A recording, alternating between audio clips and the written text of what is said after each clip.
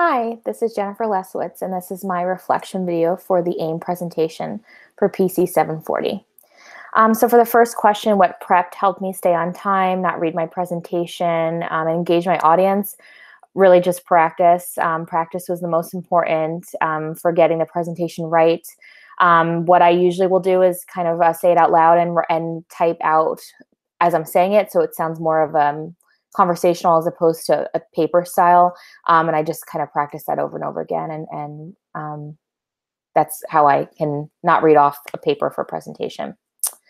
The second, what was the most innovative or creative intervention or outcome presented? I would say Mike's a smoking cessation video that they could order through their EMR system, and patients have to acknowledge it when they turn on their TV, and so it kind of prompts them to watch it.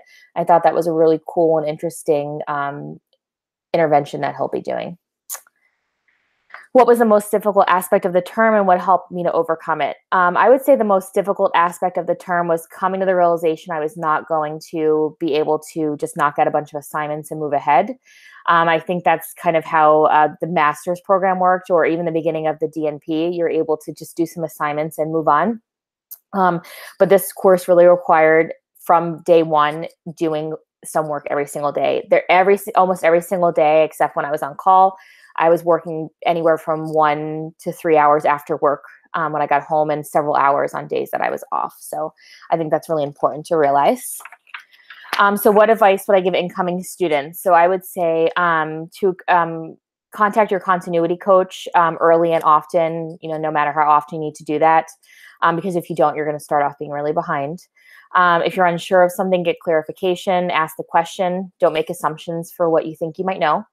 And then most importantly, be flexible with your project. My project started as a gestational diabetes project. So it was related to obesity and weight management. And then when I realized that wasn't really worth it, because I found that most patients that qualify for the test actually didn't have diabetes even later on, I sort of changed it to obesity. And then when I figured out the numbers weren't quite enough to support that project, I moved to weight management. So you just have to be very flexible with your final topic.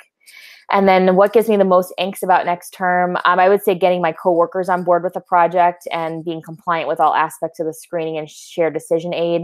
We each have a very different personality and style, although we work well together. And so I think that'll be the most challenging, is just getting them on board.